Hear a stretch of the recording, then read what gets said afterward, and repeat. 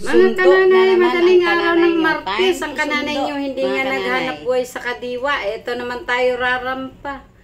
Alas 4:30 ito mga kananay na madaling araw at tayo pumunta dito sa isdaan at bibili nga tayo ng pangalmusal namin. Hindi na atin ha, baka sabihin ninyo hindi naman kami kasama. Oo nga naman. Charis, mga kananay, magsasabaw syempre ang kananay nyo sa ating almusal.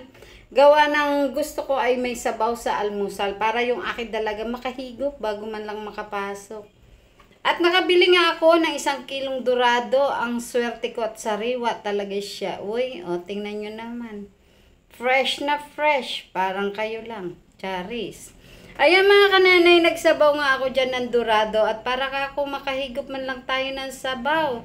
Ayan at kulong-kulo na at sagana tayo ngayon mga kananay sa kamatis. Palibasa ito'y nagmura ng sagad. Hindi tulad ng mga nakaraang buwan at talaga na may inabot humataw pa ng 200, diba? Ang kilo nito. Kamatis yan ha. At ito na nga sinabawan natin mga kananay. Nilagyan ko ng bitilya, 2 ulo ng bitilya. At sabi ni Mr. gusto niya yung ulo ng bitilya. At nilagyan ko na nga ng okra, siling green, labanos at talong. Ayan, hintayin na lang natin mga kananay ang kumulo para tayo ay makapag-almusal na. At ito na nga mga kananay, nagluto ako ng pambaon naman ng aking dalaga. Nakabili ako ng 4 na guhit o 3 guhit ba yan na hipon. Konti lang. Pambaon lang ng aking dalaga at may ulam naman na sabaw sa almusal. Eh di sa tanghalian ito na muna. At nagre-request talaga, maiba man lang daw ang ulam. At lagi na lang daw adobo at perito ang sa tatay niya. Charis.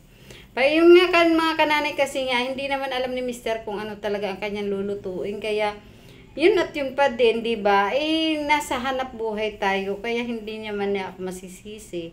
Eto mga kananay, nilagyan ko lang ng paminta. Inano ko lang sa bawang at may margarine.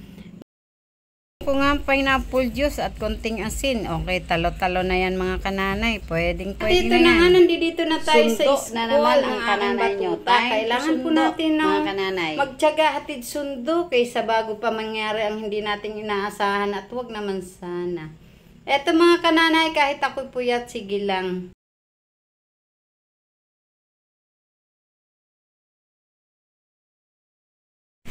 Tanghalian mga kananay.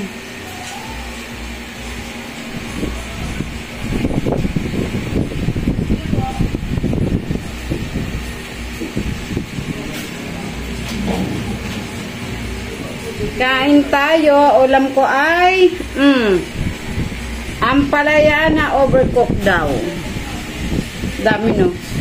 At ito ay ukoy na dilis. Yung dulong, tortan dulong.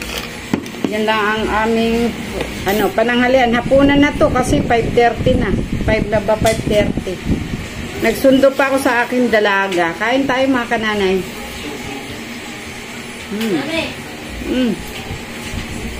What? Naubos? Naubos yung ano mo? Baon mo? May certificate to.